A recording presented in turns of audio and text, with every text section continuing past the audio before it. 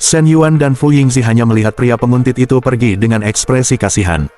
Dalam benaknya, Shen Yuan bergumam, ia berpikir pria itu harus menghadapi kenyataan bahwa kekuatan uang tidak bisa dikalahkan. Fu Yingzi kemudian memastikan kepada Shen Yuan apakah masalah itu sudah cukup sampai di situ. Shen Yuan mengangguk, ia merasa pria itu seharusnya tidak akan mengganggunya lagi ke depannya. Ia kemudian meminta izin untuk pamit karena tidak ada hal lain. Sambil melihat kepergian Shen Yuan, Fu Yingzi hanya bisa memanggil namanya. Ia menatapnya dengan ekspresi yang sulit diartikan. Misi baru dan janji yang tertunda. Di kamar hotel, Shen Yuan merenung. Ia berpikir bahwa terus terang, Fu Yingzi memang memiliki kemampuan sebagai seorang sekretaris yang baik, dan ia sendiri belum tentu sanggup mengelola sebuah perusahaan sendirian. Sambil membuka modul sistem Business Administration, Shen Yuan menyadari bahwa tanpa kompetensi profesional, sebanyak apapun uang yang ia miliki, ia akan tetap dianggap sebagai orang kaya baru yang tidak tahu apa-apa. Ia berpikir ia harus segera mengaktifkan semua panel pengetahuan ini dan meningkatkan kemampuannya. Ia memutuskan untuk memulai dari modul ini. Meskipun di kampus ia pernah mengambil mata kuliah wajib seperti dasar manajemen, ia tetap merasa kurang percaya diri. Sistem mendeteksi niat Shen Yuan. Bisnis panel berhasil diaktifkan dengan tugas terbatas waktu. Jika dalam 1 bulan Shen Yuan berhasil menguasai poin-poin penting dari buku dasar manajemen, maka seluruh materi MBA dari Chinese University of Hong Kong akan langsung tertanam dalam ingatannya. Shen Yuan terkejut, ia berpikir MBA dari sekolah bisnis terbaik di Asia itu jelas bukan hal mudah untuk dikuasai hanya dalam 1 bulan. Ia teringat bahwa dosen pembimbingnya adalah lulusan ganda dan gelar pertamanya berasal dari Business Administration. Sebuah pesan masuk dari Nyonya Lin yang bertanya di mana Shen Yuan berada dan apakah ia bisa menemaninya minum 2 gelas malam itu. Shen Yuan berpikir ia tahu dari pertemuan terakhir bahwa akan ada kelanjutannya. Shen Yuan membalas pesan Nyonya Lin, ia mengatakan ia ada urusan malam itu dan ia bertanya bagaimana jika besok malam. Nyonya Lin merespons, ia berkata 1 hari terasa sangat panjang jika ia harus menunggu. 1 jam kemudian, Min Hui tiba. Ia memanggil Shen Yuan dengan gembira, ia mengatakan akhirnya ia bisa bertemu dengannya dan ia bertanya apakah baju yang ia kenakan hari itu cocok. Shen Yuan memuji, ia mengatakan apapun yang dikenakan Min Hui pasti terlihat sempurna. Sambil memeluk Min Hui, Shen Yuan bergumam dalam hati. Ia berpikir ia tidak bisa menghindari janji seperti ini, dan ia menyimpulkan bahwa di tempatnya, semua janji harus antre. Shen Yuan memperhatikan Min Hui yang sudah tidur. Ia melihat nilai kedekatan Min Hui naik dari 91 menjadi 93. Ia berpikir ia mulai memahami polanya, begitu melewati angka 90, peningkatan menjadi lebih sulit dan lambat. Namun, ia yakin semakin tinggi tingkat kesulitan, semakin besar pula hadiahnya, mirip seperti menyelesaikan dungeon tingkat tinggi dalam permainan. Sambil mencium Min Hui, Shen Yuan mengingatkannya bahwa ia pernah bilang ingin membeli rumah. Ia menanyakan apakah Min Hui ada waktu minggu itu, dan ia menawarkan untuk mengantarnya melihat-lihat. Min Hui memeluknya dan berterima kasih, ia mengatakan ia menyayangi Shen Yuan. Gosip kampus dan upaya menguasai manajemen. Keesokan paginya, di lingkungan kampus, Min Hui masuk ke kamar asramanya dan melihat teman-teman sekamarnya sedang bergosip.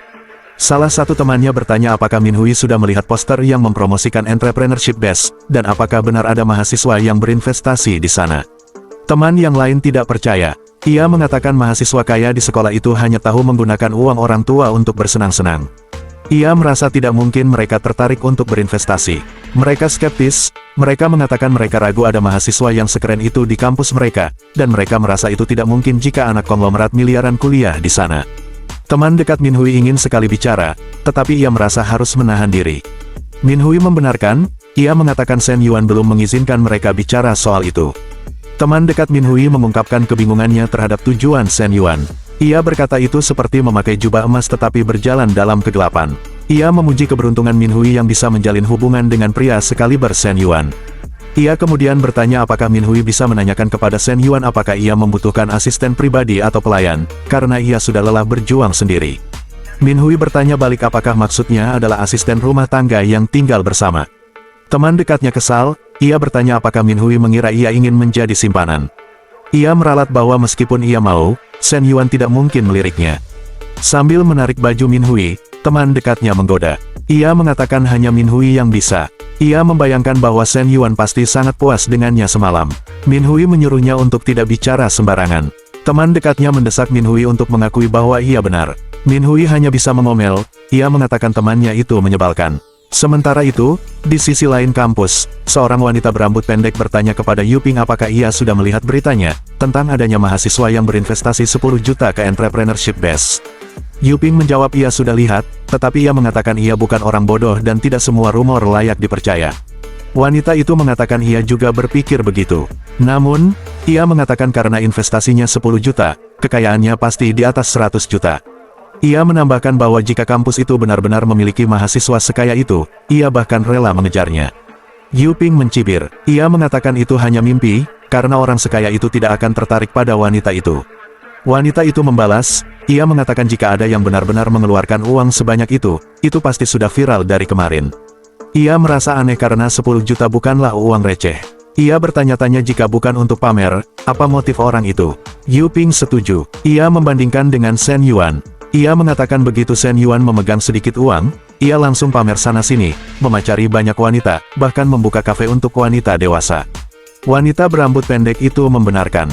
Ia mengingat Shen Yuan yang tersinggung dan mempermalukan mereka ketika dikritik sedikit. Ia mengatakan ia jijik dan menyuruh Yuping untuk tidak membicarakan pria seperti itu lagi. Dalam waktu singkat, kampus pun dipenuhi berbagai gosip kecil. Sementara itu, Shen Yuan terus menjalankan rencananya dengan mantap. Bimbingan belajar dan godaan Guru Li. Kembali pada Shen Yuan, sambil menaiki mobil, ia menelepon Guru Li dan meminta bantuannya untuk mempelajari poin-poin penting dalam dasar manajemen.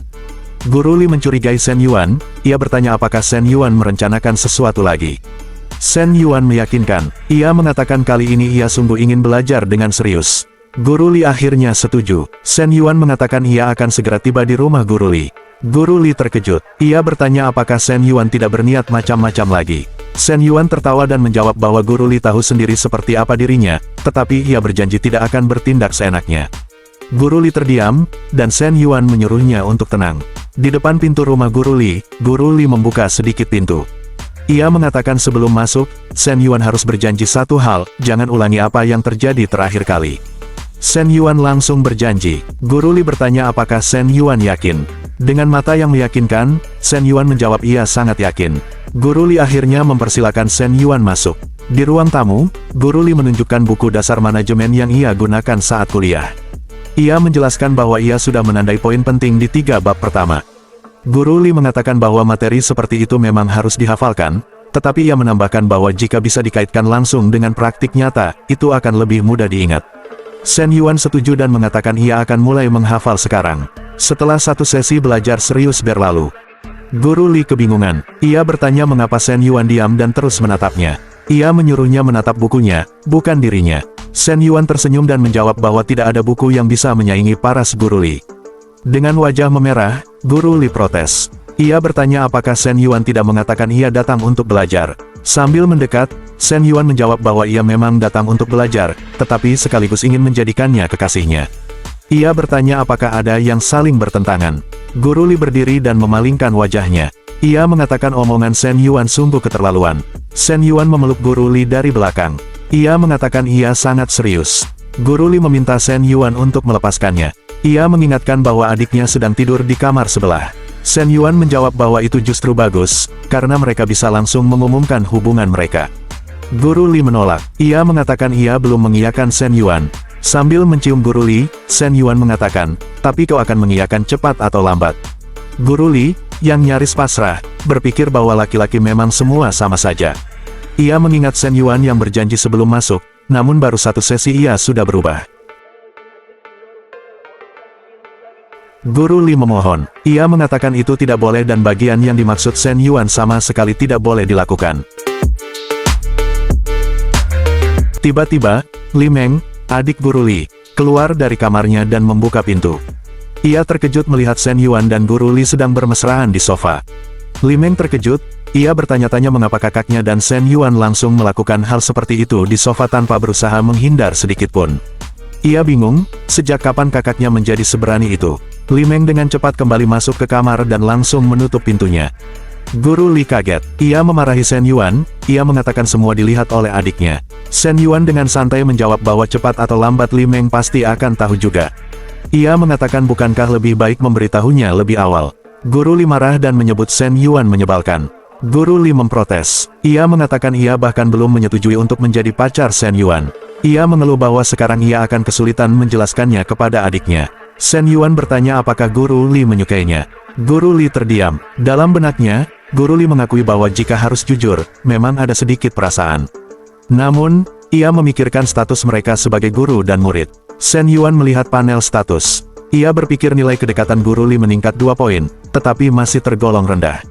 Ia sadar Guru Li bukanlah tipe materialistis, jadi menyogoknya dengan uang tidak akan berhasil. Ia menyimpulkan jalan masih panjang, tetapi ia akan membuatnya memahami ketulusannya pada akhirnya. Ia mengatakan ia tidak akan menyerah. Guru Li hanya menatap Shen Yuan yang bangkit dari duduknya. Shen Yuan berpamitan. Ia mengatakan ia akan bertemu Guru Li lain waktu. Setelah Shen Yuan pergi, Guru Li memanggil Li Meng. Ia mengatakan Li Meng tidak perlu bersembunyi di kamar lagi dan menyuruhnya keluar. Li Meng pun keluar dari kamarnya dan bertanya apakah Shen Yuan sudah selesai. Sambil mengambil buku dasar manajemen, Guru Li mengiyakan. Li Meng duduk mendekat dan bertanya apakah Guru Li sudah menjalin hubungan resmi dengan Shen Yuan, dan ia bertanya apakah ia harus memanggil Shen Yuan, kakak ipar. Guru Li menjawab bahwa sebenarnya mereka belum resmi. Li Meng terkejut, ia bertanya mengapa mereka sudah melakukan hal semacam itu jika belum resmi. Guru Li buru-buru mengklarifikasi, ia mengatakan mereka belum sampai ke tahap terakhir. Li Meng bertanya bagaimana perasaan Guru Li. Sambil memalingkan wajah, Guru Li menjawab ia tidak tahu. Dalam benaknya, Li Meng menyadari bahwa Guru Li jelas-jelas sudah jatuh cinta, tetapi masih belum menyadarinya. Malam hari, di kafe Chenna, Nona Lin meminta maaf karena mengganggu. Ia mengatakan suasana hatinya sedikit buruk dan ingin mengobrol. Ia bertanya apakah ia mengganggu waktu Shen Yuan. Shen Yuan menjawab ia tidak mengganggu sama sekali. Ia bertanya ada apa, karena wajah Nona Lin terlihat tidak bahagia. Dalam benaknya, Nona Lin mengungkapkan bahwa suaminya, Zheng Xianyong, semakin keterlaluan. Ia mengatakan suaminya sering pulang larut malam dan akhir-akhir ini tidak berusaha menyembunyikannya, selalu membawa aroma wanita lain. Ia berpikir jika suaminya bisa bersenang-senang di luar, ia juga berhak keluar untuk minum dan mengobrol. Ia merasa ia tidak melakukan hal yang berlebihan, dan kalaupun ia selingkuh, itu tidak masalah karena suaminya sudah melakukannya sejak lama. Nona Lin bertanya apakah Chen Na adalah pacar Shen Yuan. Shen Yuan menjawab bahwa bisa dibilang begitu. Nona Lin bertanya apakah Chen Na tahu saat Shen Yuan keluar minum dengannya. Shen Yuan menjawab tidak, tetapi ia menambahkan meskipun Chen Na tahu, ia tidak akan mempermasalahkannya. Nona Lin lega, ia berpikir sekarang ia mengerti dan tidak merasa terbebani, karena ia tidak ingin merusak hubungan orang lain. Nona Lin kemudian meminta Shen Yuan untuk memeluknya sebentar saja, meskipun hanya sekali. Shen Yuan mempersilakannya mendekat. Nona Lin pun duduk di pangkuan Shen Yuan. Shen Yuan balik bertanya apakah suaminya tahu ia keluar minum dengannya. Nona Lin langsung mencium Shen Yuan, ia menyuruhnya untuk tidak menyebut-nyebut suaminya. Dalam benaknya, Shen Yuan merasa bersalah pada Chen Na, ia berpikir ini terjadi di kafe milik Chen Na, bersama wanita lain. Shen Yuan memaki dirinya sendiri, ia berpikir ia adalah bajingan, dan ia bertanya-tanya mengapa ia harus memikirkan semua itu. Nona Lin mengatakan mereka tidak boleh melakukan hal itu. Shen Yuan tersenyum sinis, ia bertanya apakah Nona Lin ingin ia menjalani hidup bersih. Nona Lin dengan lembut mengatakan ia akan membantu Shen Yuan. Nona Lin kemudian mengatakan tidak bisa berhenti. Ia mengatakan malam itu ia ingin sedikit berwarna. Setengah jam kemudian, Nona Lin merasa sangat bahagia. Ia berpikir itulah yang disebut surga. Ia tampak terengah-engah. Shen Yuan meminta Nona Lin untuk membersihkannya. Dalam benaknya, Shen Yuan menyimpulkan bahwa perkataan itu benar adanya, bahwa saat muda, ia tidak tahu nikmatnya wanita dewasa dan malah menganggap gadis muda sebagai harta. Shen Yuan merasa aneh, ia berpikir biasanya, jika sampai ke tahap ini, nilai kedekatan wanita selalu di atas 60. Tetapi kali ini, justru baru meningkat setelah selesai. Sistem kemudian muncul, sistem mengucapkan selamat atas pencapaian 5 NPC dengan nilai kedekatan di atas 60. Ia menyatakan tugas tahap ini, kehidupan sempurna telah tercapai dan hadiah akan segera diberikan, kartu belajar efisien X2 paket skill eksklusif X1 dan undian kehidupan sempurna X2. Shen Yuan terkejut, ia tidak menyangka sistem tidak hanya menilai tingkat kedekatan, tetapi juga jumlah NPC yang terlibat. Shen Yuan antusias, ia mengatakan ia ingin melihat hadiah apa yang ia dapat kali ini. Sistem menjelaskan kartu belajar efisien, saat membaca buku, semua isi langsung terekam sempurna di dalam ingatan, dan efeknya bertahan selama 1 jam.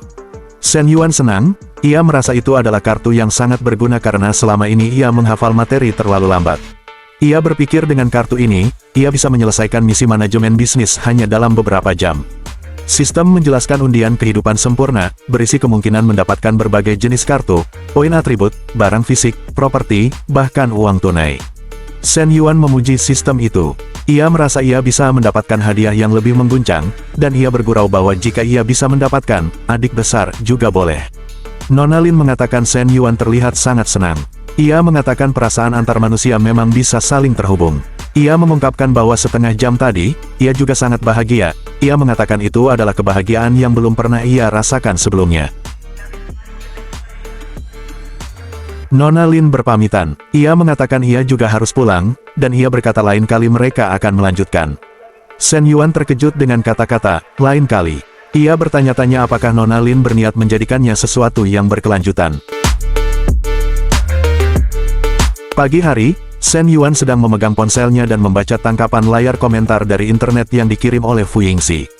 Komentar-komentar itu menertawakan rumor tentang investor G-Class dari jurusan perdagangan internasional. Mereka mengatakan tidak ada mahasiswa di jurusan itu, bahkan di seluruh fakultas bisnis yang mengendarai mobil semahal itu. Mereka menyimpulkan bahwa menyebar rumor memang tidak butuh biaya. Shen Yuan tersenyum, ia berpikir semua itu adalah sinyal baik. Shen Yuan membaca chat dari Yingxi yang mengatakan bahwa jika ada yang membicarakan, itu pertanda baik, dan jika ada yang mempertanyakan, akan muncul diskusi yang menciptakan eksposur. Shen Yuan membalas, ia mengatakan mereka sekarang bisa mulai membocorkan beberapa detail, seperti fakultas, jurusan, dan semester, asalkan tidak menyebut nama dan kelas. Fu Yingxi setuju. Sambil menyimpan ponselnya, Shen Yuan memutuskan untuk menunda urusan proyek sebentar. Ia mengatakan ia ingin melihat kejutan lain dari sistem. Hadiah sistem dan peningkatan atribut. Sistem muncul, ia bertanya apakah Shen Yuan ingin langsung melakukan undian dari dua kesempatan yang ia miliki. Shen Yuan memilih, iya. Sistem mengucapkan selamat, Shen Yuan mendapatkan satu unit ruko seluas 500 meter persegi di Yunqi Yayuan. Sistem meminta Shen Yuan mengambil hadiahnya di pusat pemasaran Yunqi Yayuan dalam waktu 1 minggu. Shen Yuan gembira, ia berpikir ruko di properti termewah di Xingcheng itu akan memberinya satu lagi sumber penghasilan. Ia menyimpulkan meskipun ia tidak membuka toko sendiri, menjadi pemilik properti penyewa pun tetap menguntungkan. Shen Yuan melihat ia masih punya satu kali kesempatan undian lagi, dan ia memutuskan untuk melanjutkannya. Sistem mengucapkan selamat lagi, Shen Yuan mendapatkan 2 kali kesempatan untuk mengubah atribut di panel kebugaran. Shen Yuan langsung terkejut, ia bertanya-tanya apakah dengan mengubah atribut kebugaran, seperti lemak tubuh atau berat badan, tugas kebugaran bisa langsung selesai. Ia menyadari badannya termasuk tipe yang kurus dan sulit gemuk. Ia memutuskan untuk mengubah berat badan saja. Ia membuka panel kebugaran. Sistem memproses perubahan. Ia menjelaskan bahwa 1 poin akan menambah berat 2 kg. Proses pun dimulai, dari 1% hingga 99%. Sistem mengumumkan perubahan atribut selesai. Shen Yuan melihat hasilnya, ia mengatakan ia akan melihat hasilnya, ditambah dengan berat badan dari makanan pemberian pelatih Liu. Ia melihat berat badannya langsung naik 10 jin, 5 kg otot. Meskipun masih belum mencapai target tugas kebugaran, ia merasa perubahan ini jelas terasa. Ia menyimpulkan poin atribut ini memang luar biasa. Shen Yuan merumuskan pola hadiah dari sistem sejauh ini. Ia menyadari pola itu adalah, meningkatkan nilai kedekatan akan memicu hadiah, dan jumlah NPC dengan nilai kedekatan tinggi mencapai batas tertentu juga akan memicu hadiah.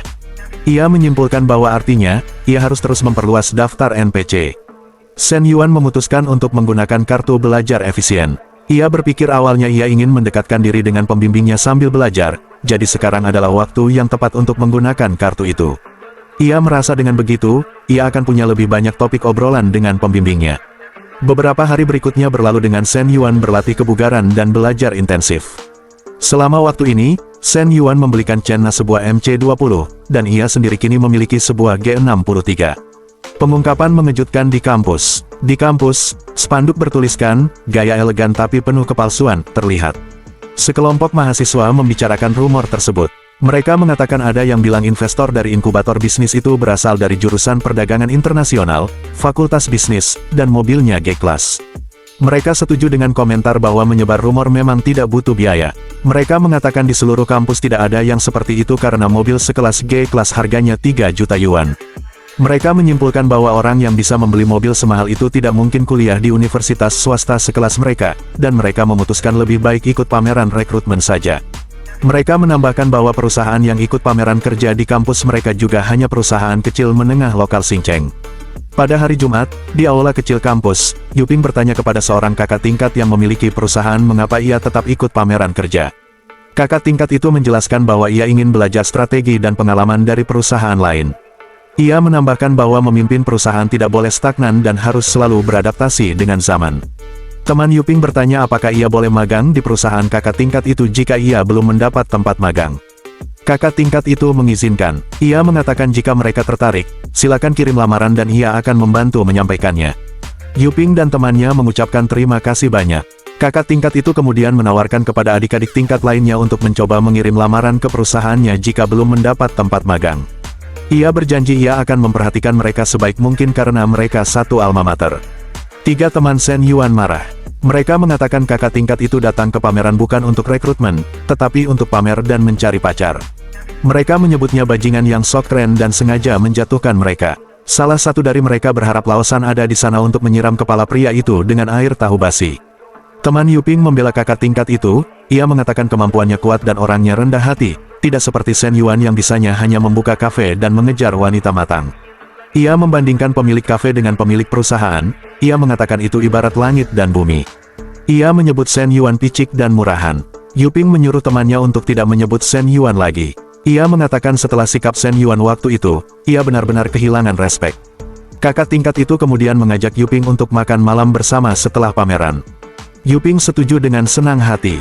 Tiba-tiba, sebuah mobil G-Class datang. Para mahasiswa terkejut. Mereka bertanya-tanya mengapa mobil dari luar diizinkan masuk kampus, dan mereka menyadari bahwa mobil itu adalah G-Class.